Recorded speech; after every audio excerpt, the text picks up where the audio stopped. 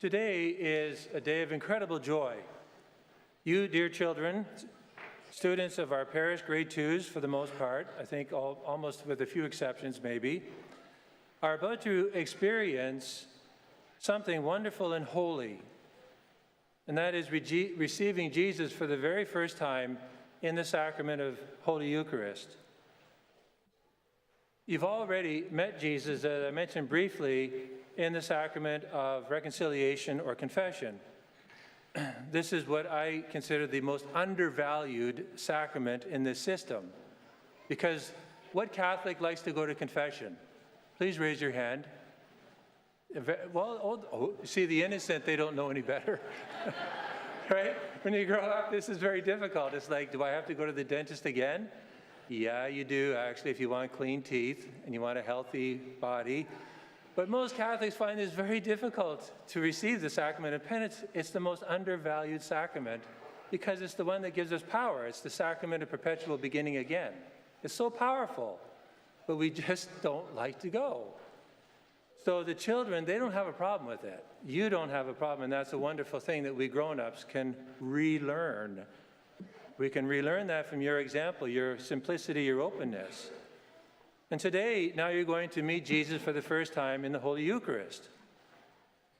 The Acts of the Apostles that was read, the first reading, we hear how the early church devoted themselves to the breaking of the bread. This is early church language for Eucharist, Mass, and how their hearts were filled with joy. An example of how important this filled with joy sort of continued in the life of the church is 300 years later.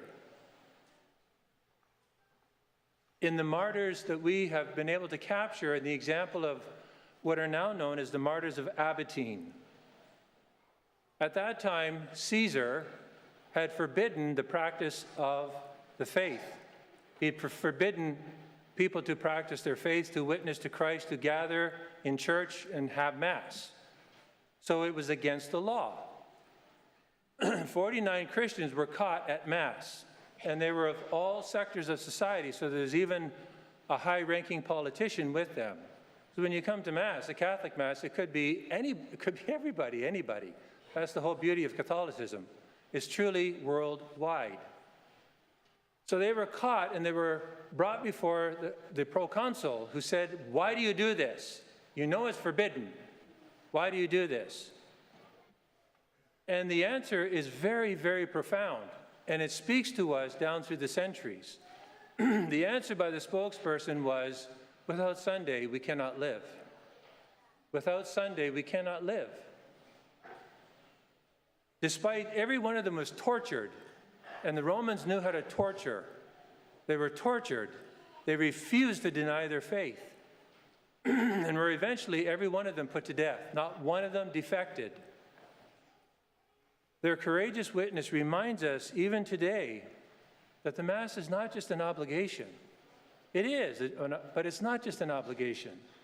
The Mass really is the very heart of our life with Jesus Christ. And it should give us that same joy, which is not manufactured joy. It's a joy given to us by God Himself. It's the possession of the good, which is present with us for better or for worse, like the love we're supposed to proclaim in our vows, for better, for worse, for richer, for poor. It's there always because we possess the good. Their witness stands as a reminder to us of how essential it is to prioritize the Lord's Day. Jesus rose not on the Sabbath, that's the Saturday, but rose on the Lord's Day, which is the Sunday, the first day of the week. And this is so important, especially in our days when distractions are legion, with so much emphasis placed on success rather than on making time for God and the day that He has actually blessed us with, because God doesn't need this. God doesn't need the Lord's Day. You and I need the Lord's Day. It's a gift given to us. Because of people's love for Jesus and His presence in the Holy Eucharist, they were willing to make the greatest sacrifice of all, and that is with their lives. They understood the value of Mass, of the Lord's Day.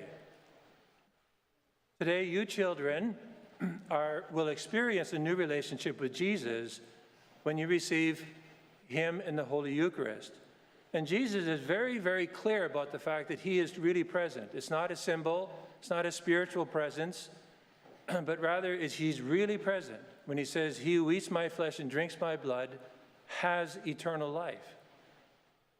And the people around Jesus at that time, they understood this, but in a limited way.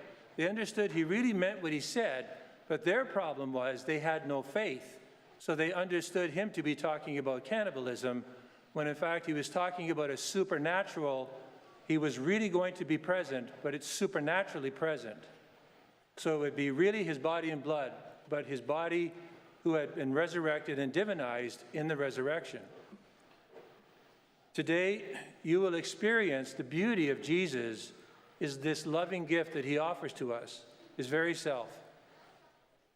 Your parents will help you to remember this moment, and I will do my best to help you and your parents remember how important it is to remember this moment and to live it out each day. Why this is so important to realize is that it's important to experience this joy, the joy of today, but what's really important is that we receive it and are willing then to witness to it and to share it, like the martyrs of Abatine who's understood the value of the Lord's Day and of Mass. And as I'll mention two other individuals as I go along in this homily. The parents, remember the promises you made to your children when you presented them for baptism. You were reminded of this and accepted this to be the first teachers of your children in the ways of faith. Now, to be clear, I say this all the time, and it's never about a guilt trip, because the return on investment of a guilt trip is very, very low. Right? So it's not about that, but it is a remembering trip. It is a remembering trip, and also a challenging trip. The whole book of Deuteronomy, if you take the time to read it, is all about God reminding his people, because they forget all the time. Jesus had to remind the apostles constantly of things he did, because they forgot. The next day. And in fact, you'll probably forget what I'm saying by the end of Mass. That I'd either say something about my inability to communicate, or perhaps just the way we are as human beings. But you probably won't forget how I made you feel. That's why I don't want guilt, I want remembering. I remember. And also this encouragement to do something that is of extraordinary value. And as a result, choices will have to be made. It's always the way it is in life. So I remind and challenge with the intention of helping people to grow, because if we don't have challenging, we can't grow. The muscles, our physical structure won't grow unless it's put under tension, and so on and so on. And so I remind and challenge with the intention of helping people grow and want to grow more. And if one gets off the beaten path to try, oh yeah, I remember, this is really important. This is what I should be doing. You know, as wonderful as these things are, they lead us to forget so many important things, like relationships in marriage, children, friends, and so on. Duties, because they attract us and they lead us to be distracted all the time if we're not very intentional about this. So it's so easy to forget the promises amid life's distractions. But these promises are so important. Teach your children by example. Make Mass, prayer, and confession a visible priority in your home.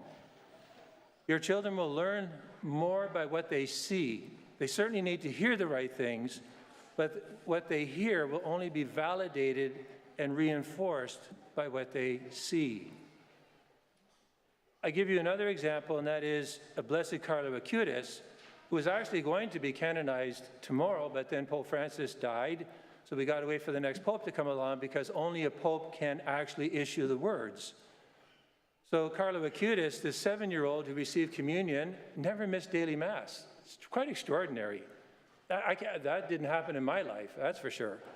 But I can look to him and be encouraged by this boy. Not only was he was touched by grace, but he, in his case, wanted to go to Mass every single day. And he actually brought his mom back to church because his mom wasn't practicing, and she was inspired to take RCIA. So she, when he died of cancer, she's very open about the fact that Carlo is my little savior. He saved me because he was God's instrument to bring me back to him. During the time, and one other example I give, and she is one of my, I would like to think she's one of my dear friends, and hopefully if I get to heaven, I'll meet this young girl, is that during the communist persecution in China in the 1940s, small village, the soldiers broke into a church, raided the church, and smashed open the tabernacle and scattered the hosts all over the floor. A young girl who is referred to as simply Little Lee, L-I, Little Lee, about 13 or 14, she witnessed this desecration, but was not killed by the soldiers. Under surveillance, she quietly returned to the church each night. Because she knew it was forbidden and very dangerous. Ask yourself, as I'm telling this true story, a 13-year-old doing this. And there's clear and present danger. They understand the danger of being caught. She would enter secretly and make a holy hour of adoration. And the way we know this is the priest who was under house arrest could see into the church and saw her do this. She reverently then would consume one host per night. And she actually had to get down on all fours, because in those days, you couldn't receive communion on the hand, so you actually got down and did that with her tongue, one host at a time. So she was taught very well. The guard was asleep. The last night, when the last host was being consumed, she made a noise. Guard woke up and beat her to death. Beat her to death.